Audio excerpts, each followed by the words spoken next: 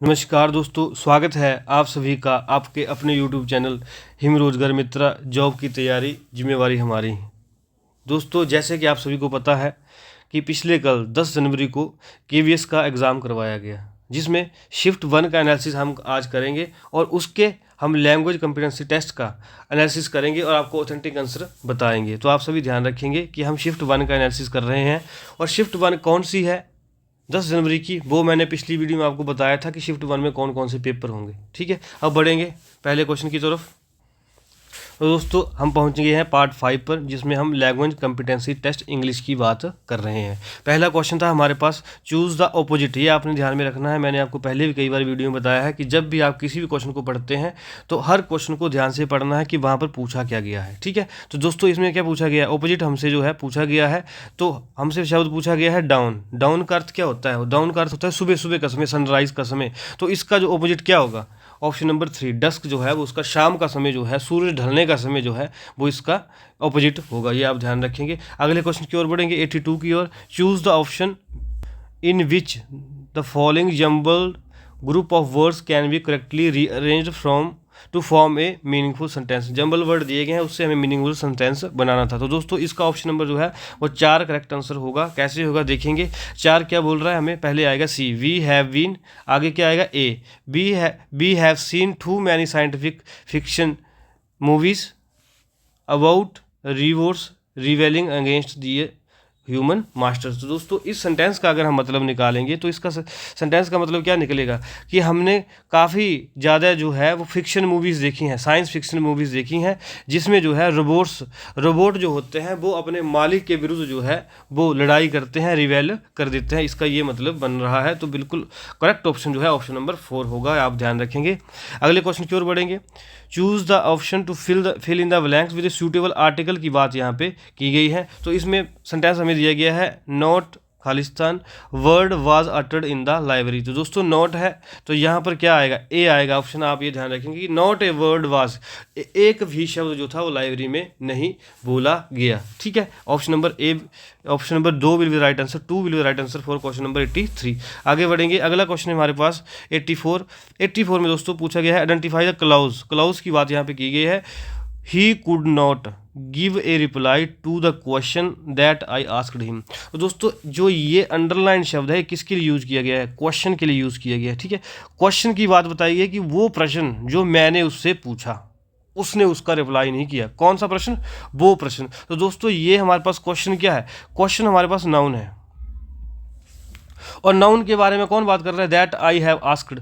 तो जिस क्वेश्चन के बारे में आप बात हो रही है उसकी क्या हो रही है? विशेषता प्रकट हो रही है। तो उसका आंसर जो है ऑप्शन नंबर एडजेक्टिव होगा। ये आप ध्यान रखेंगे। एडजेक्टिव क्लॉज ऑप्शन नंबर 1 इसका जो है वो आंसर होगा। ये आप ध्यान रखेंगे। 85 की ओर बढ़ेंगे। Choose the option which correctly fills the blank.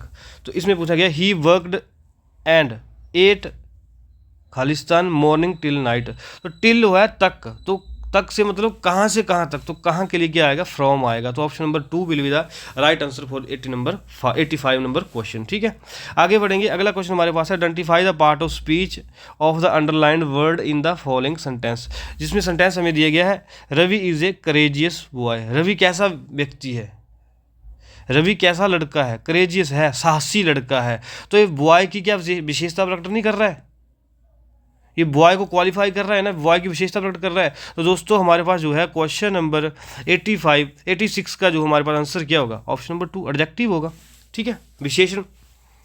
आगे हमें बोला गया है कि जो अंडरलाइन शब्द है उसका क्या अर्थ है? ईडियम का क्या अर्थ है? His professor called for an explanation of his conduct. Called for का मतलब होता है डिमांड। डिमांड की है प्रोफेसर ने कि तू भाई एक्सप्लेनेशन दे जो तूने ये काम किया है। ठीक है, तो 87 का जो हमारे पास आंसर क्या होगा? 4। ठीक है, आप ध्यान रखेंगे। आगे चेंज दी वॉइस की बात की गई है। हमें जो लाइन दी गई है the electric wires have been cut. Electric wire जो थी वो काट दी गई हैं। ठीक है, ये हमें बताया गया है। और इसका जब हम चेंज दी वॉइस करेंगे, तो वो क्या होगा? Someone has cut the electric wires. Someone cut the electric wires ये तो हो नहीं सकता क्योंकि यहाँ पर क्या है बीन लगा हुआ है। डिड भी नहीं हो सकता। तो समवन हैज़, तो यहाँ पे हैज़ बीन कटिंग भी नहीं होगा क्योंकि कंटिन्यूस टेंस भी नहीं है। Option number A should be the right answer for this question. ये आप ध्यान में रखेंगे। आगे बढ़ेंगे। आगे हमसे क्या पूछा गया है? आगे हमसे पूछा गया है कि किस सेंटेंस के किस पार्ट में जो है एरर है, सेंटेंस के किस पार्ट में एरर है। ठीक है, तो इसमें पूछा गया है कि ईडियम्स की बात की गई है। ईडियम क्या है दोस्तों? बहुवचन है, प्लूरल है। ईडियम्स यूज टू कन्वे, तो यहाँ पर कन्वे आएगा। अगर अकेला ईडियम होता तो यहाँ पे कन्वेज आता। ठीक है, तो यहाँ पे क्या आया, ये तो सही है स्टेटमेंट पूरी कि idioms used to convey a message in a more creative way are like. तो अब देखो ईडियम्स था, क्या था, बहुवचन था, तो यहाँ पे क्या आया, आर आया। Idioms are like the spice, ठीक है, that make your writing flavourful. अब देखो यहाँ पे स्पाइस की बात की, अब स्पाइस सिंगुलर है, तो सिंगुलर के साथ क्या आता है, एस या ई एस नहीं आता है, तो यहाँ पे मेक्स नहीं आना था, मेक की जगह। तो option number D will be right answer. Option number part number D में जो है वो एरर है, तो ये आप ध्यान में रखेंगे। ठीक है, आगे हमें पूछा गया है कि नियरेस्ट मीनिंग, इसका जो है वो समानार्थी शब्द क्या होगा, किसका, इनॉर्मस का। इनॉर्मस क्या होता है, इनॉर्मस होता है बहुत ज़्यादा है, बहुत बड़ा, तो इसका आंसर क्या होगा, ऑप्शन नंबर 3 वास्ट। ठीक है, तो इसका आंसर क्या होगा, वास्ट होगा। आगे बढ़ेंगे, अब हिंदी के क्वेश्चन आ जाएंगे हमारे पास। हिंदी में हमसे क्या पूछा गया है, मीरा कृष्ण की खालिस्तान भक्त थी। तो अगर आप इसको पढ़ेंगे तो अनन्य ही शब्द आपको जो है वो सही लगेगा। ठीक है, अनन्य इसका जो है वो उत्तर होगा। अनन्य होता है बहुत ही चाहने वाली। ठीक है, आगे बढ़ेंगे, ग्रामीण कलाकारों द्वारा बनाए गए भित्ति चित्र बहुत ही सुंदर थे। तो भित्ति चित्र का अर्थ क्या होता है, दीवार पर बने हुए चित्र। 92 का ऑप्शन नंबर क्या होगा, ए आंसर होगा। सूर्य का पर्यायवाची, दोस्तों आप सभी को पता होगा कि सूर्य का पर्यायवाची क्या होगा, रवि। ठीक है, आगे बढ़ेंगे, अपने व्यय पर नियंत्रण रखिए क्योंकि खालिस्तान वाले को सदा कष्ट होता है। अपने व्यय पर कष्ट रखिए क्योंकि ज़्यादा खर्च करने वाले को क्या होता है, कष्ट होता है। ज़्यादा खर्च मतलब चादर से बाहर पैर पसारना। ठीक है, अब आगे बोला गया है, ओ मणि तुम कहाँ जा रही हो। ठीक है, तो इसमें जो है हमारे पास वो पूछा गया है कि आपने विराम चिन्ह लगाने हैं। तो विराम चिन्ह जब हम लगाएंगे 95 का आंसर क्या होगा, 4 होगा।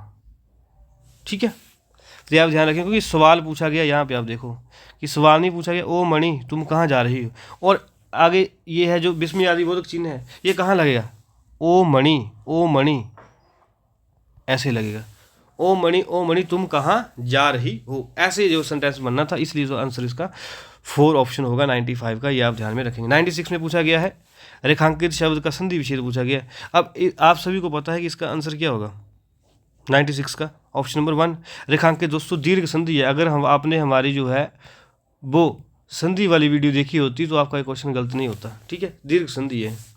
आगे बढ़ेंगे, इस कविता में कवि ने सत्य की खोज से जुड़ी बातों की ओर क्या किया है, संकेत किया है, सीधी सेंस बन रही है। ठीक है, आगे कम भोजन करने वाला कौन होता है, अल्पाहारी। जो कम खाते हैं उसको अल्प होता है, कम आहारी, अल्प कम खाने वाला। ऑप्शन नंबर 3 इसका राइट आंसर होना था 98 का। आगे बढ़ेंगे, रोग मुक्त का क्या मतलब हुआ, रोग से मुक्त। कौन सा समास है दोस्तों, ये अपादान तत्पुरुष। ठीक है, ये तो थोड़ा सा क्वेश्चन जो है आसान कर दिया है एग्जामिनर ने, अदरवाइज वो एग्जामिनर समास भी पूछ सकता था आपसे। तो ये आपने ध्यान में रखना है कि 99 का आंसर 2 होगा। आगे पूछा गया है, फिर वही क्या है, विराम चिन्ह की बात यहाँ पे की गई है। ठीक है, अब बोला गया है, वैद्य राज मैं मर जाना चाहता हूँ पर इस कष्ट में नहीं रहना चाहता। ठीक है, तो इसका ऑप्शन नंबर क्या होगा, ऑप्शन नंबर 3 इसका राइट आंसर होगा। कैसे संबोधन कर रहा है किसको, वैद्यराज को, वैद्यराज।